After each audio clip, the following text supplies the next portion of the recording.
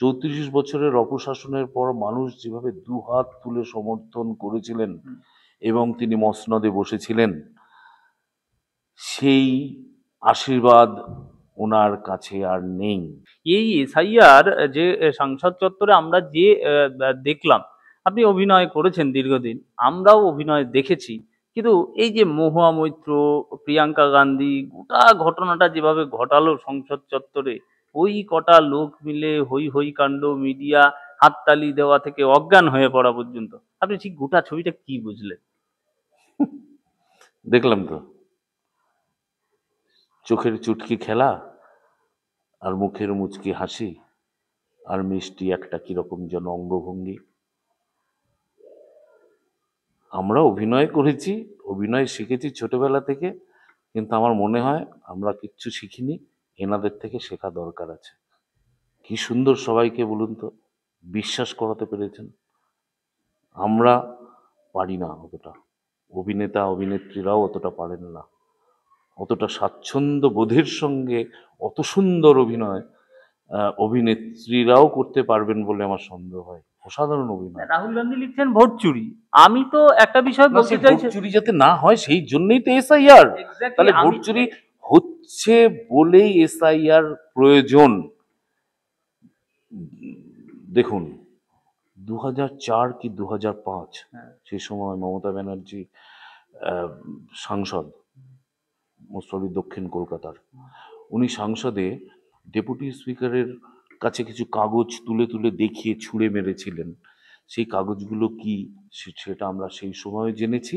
আর এখন তো মানে আরো সবাই আরো পরিষ্কারভাবে জেনে গেছে যে সেই কাগজগুলো কি ছিল। সেই কাগজগুলো এই এসআইআর করার জন্যেই উনি দাবি রেখেছিলেন। যে প্রচুর তখন বাংলাদেশি ভোটার প্রচুর বাংলাদেশি ভোটার আছে, অমুক ভোটার তমুক ভোটার, মরে যাওয়া ভোটার, তারা সব জীবিত হয়ে ফিরে আসছে ভোটের সময়। সেই সমস্তগুলো উনি লোকসভায় তুলে ধরেছিলেন। তাহলে আজকে যখন কোনো একটা গভর্নমেন্ট, সেই সময় যে গভর্নমেন্টের কাছে উনি অ্যাপিল করেছিলেন, এখন সেই গভর্নমেন্ট নেই, এখন অন্য গভর্নমেন্ট এসছে, সেই গভর্নমেন্ট যখন সেই ওনার বক্তব্যটাকে মেনে নিয়ে এসআইআর করছেন, শুধু ওয়েস্ট বেঙ্গলে না, সারা ভারতবর্ষ জুড়েই হচ্ছে, কিন্তু সেই সঙ্গে এই পশ্চিমবঙ্গতেও যখন হচ্ছেন তখন তাহলে তার আপত্তি কেন? কারণ উনি বুঝে গেছেন, ওনাকে মানুষ 34 বছরের অপশাসনের পর মানুষ যেভাবে দুহাত তুলে সমর্থন করেছিলেন এবং তিনি মসনদে বসেছিলেন, সেই আশীর্বাদ ওনার কাছে আর নেই। সেই কারণে বাংলাদেশ থেকে আসা কিছু মানুষ, ভিন্ন সম্প্রদায়ের মানুষ, আরো বলে দেওয়া ভালো, যারা ওখানে ছিল আনিসুর, এখানে হয়েছে রমেশ, এইরকম কিছু মানুষ, আর রোহিঙ্গা, সবাইকে উনি এখানকার প্রশংসাপত্র দিয়ে তাদেরকে ভোটাধিকার দিয়েছেন, যার ফলে আজকে এই ভোট ব্যাংকটায় উনি হাত বসাতে দেবেন না কেন্দ্রীয় সরকারকে। কারণ এই এসআইআর হলে এই যে রোহিঙ্গা বা বাংলাদেশি আনিসুর, এখানে রমেশ, এদের ভোটগুলো আর থাকবে না।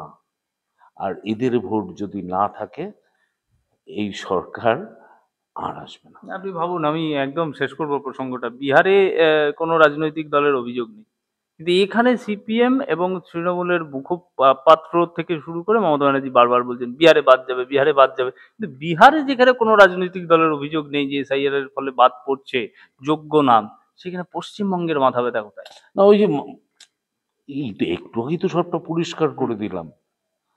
দেখুন, যে ভোটটা উনি পেয়ে এখন জিতে আছেন, গতবারের ইলেকশনে, 21-এর ইলেকশনে পার্সেন্টেজ অফ ভোট কি ছিল?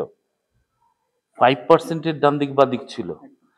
বিহারে যদি 42 লাখ শুধু যদি মৃত ভোটার হয়, তাহলে আমাদের এখানেও নিশ্চয়ই ওই রকম লেভেলের কিছু একটা মৃত ভোটার আছে, যারা ভোটের সময় ওপর থেকে এসে ভোট দিতে আসেন।